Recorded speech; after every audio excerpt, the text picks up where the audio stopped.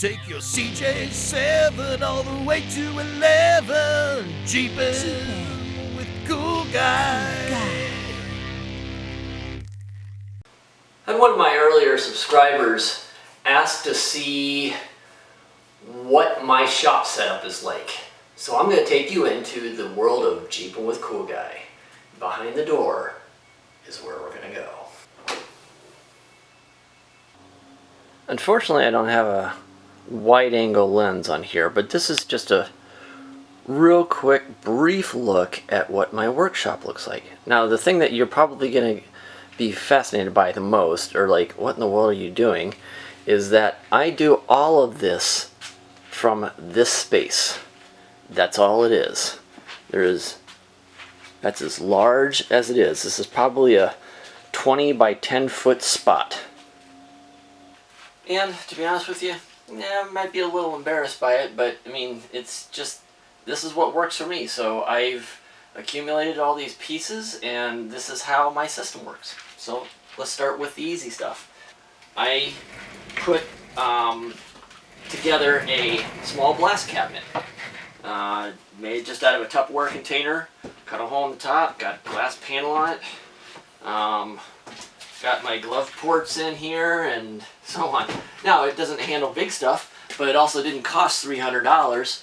This thing, I think, cost me a total of $30, and it works perfectly well. I mean, the only thing that I can't do are really big pieces. Fine, I'll find somebody else to do that, or I'll hand strip them. This is also my powder coating box. This is really simple. All it is just a metal grate hanging on top of it, and I hang the pieces from here. And then I'll show you the powder coating here in just a second. But all of this is put together on a nice little simple baker's cart, and it's easily rolled around and moved. The thing that I'm finding is it's all about space efficiency and what your needs are. So for right now, this is what my storage facility looks like. I've got everything broken down by category, more or less. For example, like this is all of restored interior pieces. Glove box door. This has all been powder coated, sandblasted. Got the original stickers for it. All different kinds of little pieces. I mean, just everything you could possibly imagine. I've taken off of the Jeep. There's just a whole bunch of interior pieces in here that I've redone.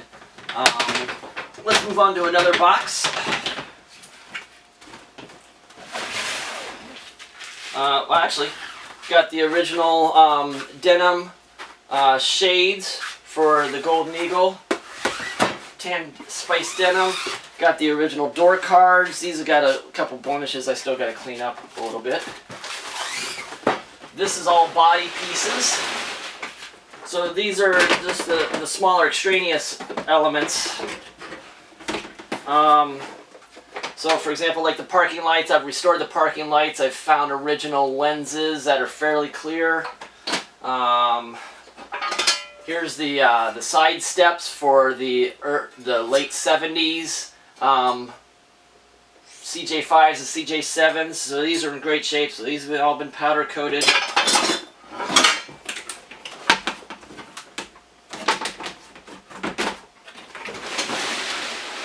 So that's body.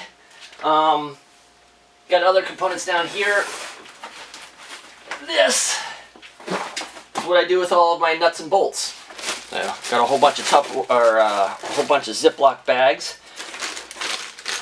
Here's the grab bar hardware, the original torque bolts, the locking nuts, washer. These things are all broken down by what they are. The glove box screws. This is the power power steering bracket hardware. Find something that's interesting. Oh, original visor screws. These are the small torque head original bolts.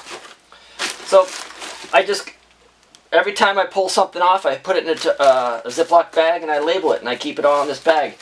So what I'll do from here is If they are specialty bolts or nuts or screws, then I will keep them and restore them, sand them down, or sandblast them, get them all cleaned up, shined up, painted. So for example, like the visor screws.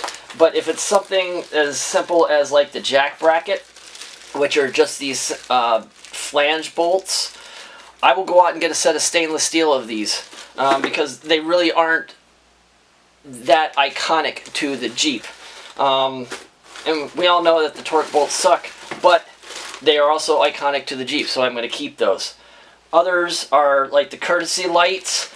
So underneath your dash, the things that hold on your air conditioning, your ashtray, your cigarette lighter, the courtesy lights, are these torque screws, and I got a whole bunch of them off of various dashboards. So I got a whole collection of these things. These are easily sanded, and then you can powder coat them or paint them. But it's nice to have those original pieces. So this is what I mean by tag and bag. Now there's other parts. This is kind of suspension or frame and body. So here I've got my my leaf spring shackle mounts. I've got the leaf spring plates. I've even got like the brake proportioning valve backer plate that it's a little pitted. I might actually go back and refabricate this thing. But point is that I've got all these boxes broken down by what the category is that they hold. And then I label the boxes just to make it a little bit easier. But for the most part, that's how this all works. So for example, here's a clock, an original clock. This thing works. It's in great shape. I'm going to get it restored. Alright, moving on to other things. I want to real quick talk about windshields. The windshield frame itself. There's actually 3 of them that are available for the most part. The original ones, the early model ones, and this was from, I don't remember, I'm going to just go, let's just stay with 76 to 80, 81, maybe to some. It seems like everything changed in 80 or 81. Like they went to the high back seats, they went to the 3-point seat belts, they changed the body up just a little bit. They changed the windshield frame. There's a whole bunch of little nuances that you kind of start figuring out. They changed the dash indicator lights up. If you haven't seen that video, watch that one. It's kind of a fun little tutorial. But anyways, this is a windshield frame out of a 78, I believe. But you'll notice that there's no rib on it. It is just plain flat. These are gold. This one was in outstanding shape. No rust on it anywhere. The next level, the ones that I think that came after that, which might have been from 80, but anyways, early 80s, has a single rib that runs across the bottom here. Those are also really nice. They're also original. They're also very hard to find too. And then you have the cheap aftermarket ones, and you can instantaneously tell that they're cheap and aftermarket just by the fact that they have 2 ribs that run across. They're made with thinner gauge steel. There are a couple companies out there that might make one that's a little bit better, but they are definitely nowhere near the same quality as the originals. So there's a little tidbit, little learnings on the windshield frame. Alright, moving on. Powder coating oven. This is just a wall oven. It's not very big, but it serves a purpose. I can get pretty much everything into it. I've got the rack that hangs from it. So this was, I bought this, I got it for like 25 bucks. One thing that you want to do if you do powder coating, designate your oven, because you can never use it for cooking other than powder coating, again, just because the chemicals from the powder coating get embedded into it and you don't want that in your food. Anyway, so I've got this hardwired up into the wall. It takes a 220, but it was a $25 oven, and it's been great for a year, year and a half.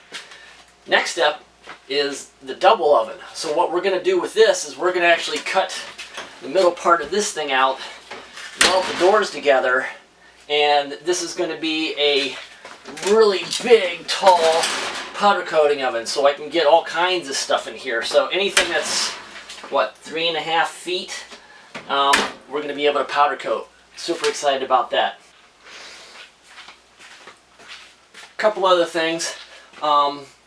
This configuration right here is my electrolysis bath. What that is it's an old school battery charger,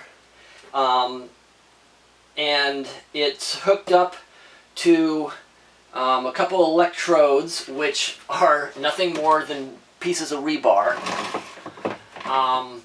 and you add this stuff called sodium carbonate.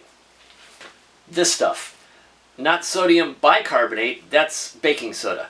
Sodium carbonate. What this does is it helps the electricity flow through the water a lot faster, because even though water is a conductor of electricity, it's not very efficient. So anyways, what you do is you take your piece that needs to be derusted, and it's amazing how effective this is. I'm not going to show you how to do it. Go out on the internet, or go out on YouTube, find out how to do electrolysis, rust removal. You'll be amazed at how cheap, easy, and effective it is. And it gets it out of everything. I mean, all the deep stuff, it pulls all the rust out. Which could be a good thing or a bad thing, because if you pull all the rust out, you might not have anything left. All right, let me move a couple things out of the way here. Last but not least, for this part, powder coating. This is my powder coating system. It's from Harbor Freight. It was like 60 bucks with a coupon. I think it's like 80, maybe 90 bucks normally. Really simple setup. You can get it from Harbor Freight, or you can get one from Eastwood. The Eastwood has a couple different versions of it. They're more expensive. It's like $95 or $130 for like a dual voltage one. But this one has been completely and absolutely perfect for everything that I've needed to do. It's not a professional setup, but once you get pretty decent at it, it's a really nice play. I highly recommend it, especially for the money. But yeah, the powder coating system is really impressive. It beats painting hands down. Now you can't powder coat everything, because if it has anything plastic or rubber as part of the permanent part of the piece, you have to bake this stuff at like 375, 400, and you're just going to melt all that stuff. So it has to be pure pieces of metal. You can do aluminum, you can do brass, you can do steel. There's a whole bunch of different options. So highly recommend that. This is a whole bunch of different stuff. This right here is nothing more than vinegar, white distilled vinegar. And I put this in a plastic container, and if I don't have a rush or anything like that, like it's a screw, like a rusty screw, like say this one. This came out of the tailgate. And I want to get the rust out, but it's too small to do an electrolysis bath. Just toss it in a vat or a bucket of white vinegar, give it about 24 hours, and the vinegar will dissolve all the rust. Then you can wire brush it or sandblast it, and it gets all the rust out. Different various things, rubbing alcohol, mineral spirits, acetone, aircraft paint remover. This stuff's very intense, but also very effective. This is a bottle of phosphoric acid. This stuff right here, got it from Lowe's. You can get a version of it from Home Depot. This is basically evapor rust, and it's awesome. It's a heck of a lot cheaper when you buy it that version. I spray this thing on pretty much everything as like a metal prep, but I just recently found out that you could use it as a rusted nut, rusted screw, kind of like a PB blaster. It's amazing. It just eats through the rust, and you could, depending on how bad it is, you could almost hand remove the screw. I don't know if that's really all that, or if that's really all that new to anybody, but to me it was an epiphany. One other thing to show you, my powder coatings, powder. I've got various things. The two main places that I get my powder from is Prismatic Colors and Eastwood. Eastwood, I've got a black semi-gloss from both. The Eastwood is a little bit more of a duller sheen than the Prismatic, but the semi-gloss black is very stereotypical of the colors for the 60s, 70s, and 80s classic vehicles. So it's a great color to use on your your chassis, basically all of your support pieces, and anything that's black. There's very few matte black or gloss black pieces. Primarily it's semi-gloss. Anyways, also there's a few powders that you can get from Harbor Freight. I've got the white, which is kind of like a semi-gloss white. They do make a matte black, which is actually kind of cool. And then I've also got this brass gold. I think I've found the right combination to actually powder coat the Golden Eagle's wheels, and it looks almost exactly like the original paint color. Now, I'm hoping, haven't done it yet, but we'll see. Pay attention to that one. A couple more things. This is a shop vac, kind of like a ventilation system for the blast cabinet that I built out of a couple different buckets. This has got a bucket head as the vacuum piece on it. This is very effective for getting rid of the sandblasting dust. Look this up on the internet. There's a whole bunch of different ways you can build these things. It's kind of like a dust cyclone. If you're going to have a blast cabinet, you've got to have something like this, especially in a small room like this. Otherwise, you're going to be doing it outside, and that may not all be that bad. But this was a $30 configuration. Afternoon. Good stuff. The shelf is a bunch of extras. Got a bunch of extra speedometers and pieces that are just left over. Gaskets and all the other small minor things. I've got extra brake lines, fuel lines. Got a whole bunch of foam, fuel tape. These are just the things that you're going to wind up needing as like detail pieces as you put all this stuff together, like rebuilding your air intake vent or your heater box. And then up here are all pieces that are waiting to be either sandblasted or restored. So it's kind of like a cyclical system as I move through the process. Well, that's Jeeping with Cool Guys Workspace. It's a small, little, humble abode of Jeep restoration. The configuration that I've got going on here works for me. It's a small space. I'm not a shop. You know, just like you for the most part, I'm figuring this out as I go. So I've spent a year and a half kind of compiling and creating all this stuff, and I've created a system that works for me. Hopefully there's something in here that could work for you, and also, or this kind of gives you a little bit of an insight as to you can do this very effectively and quite well if you have the patience, the time, a little bit of money, and just the desire to do it. And you can do it in a very small space. I mean, I just restored an 84 CJ7 frame up restoration. The only thing I didn't do was rebuild the inside of the engine, and that will be coming sometime soon. But I did all of that from this space. That's how it all worked. So anyways, if you got anything else that you'd like to know about, if there was something in the video that you're like, ooh, what's that? Or how did I do this? Put it in the comments. Let me know. I'd love to hear your feedback, because I created this video for you guys, because this was something that some people wanted to see, but this is how I do it.